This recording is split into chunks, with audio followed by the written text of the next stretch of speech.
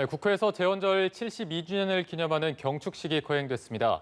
박병석 국회의장은 코로나19 국난 극복을 위한 협치를 주문하며 개헌의 필요성에 대해서도 언급했습니다. 네, 국회 연결해 보겠습니다. 박현우 기자. 네, 국회입니다. 말씀하신 것처럼 오늘 오전 국회에서는 재헌절 경축식이 열렸습니다. 국회를 대표해 박병석 의장이 경축사에 나섰는데 눈길을 끄는 발언이 나왔습니다. 바로 개헌과 관련된 내용이었는데요.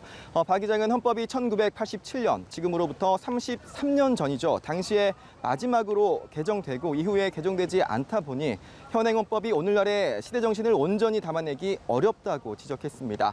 이어진 발언은 쉽게 예상해 볼 수 있을 텐데요. 박 의장은 그러면서 앞으로 있을 정치 일정을 고려했을 때 내년까지가 개헌 논의의 적기라고 했습니다. 2022년에 있을 대선 등을 염두에 두고 한 발언으로 풀이되는데요. 박 의장은 코로나 위기를 넘기는 대로 개헌 논의를 본격화하자고 제안했습니다. 네, 이런 가운데 정치권에서는 어제와 오늘 새벽에 이뤄진 일부 인사들의 발언을 놓고 후폭풍이 일고 있는 상황이죠.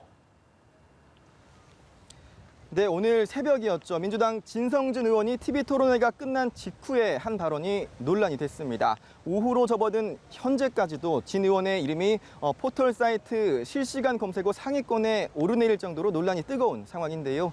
우선 해당 발언이 나온 상황을 살펴보면 함께 토론을 진행한 통합당 김현아 비대위원이 진 의원에게 부동산 가격이 떨어지는 것이 국가 경제에 부담이 되기 때문에 그렇게 떨어뜨릴 수 없을 것이라고 말을 했습니다.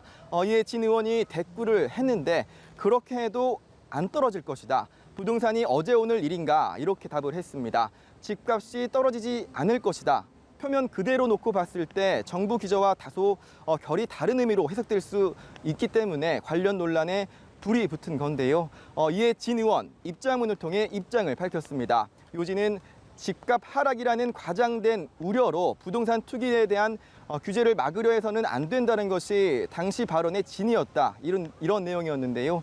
진 의원은 또 발언의 취지와 맥락을 고려하지 않은 보도들로 논란이 일어 유감이라고 밝히기도 했습니다. 이 같은 진 의원의 발언에 대한 통합당 반응을 살펴보면요.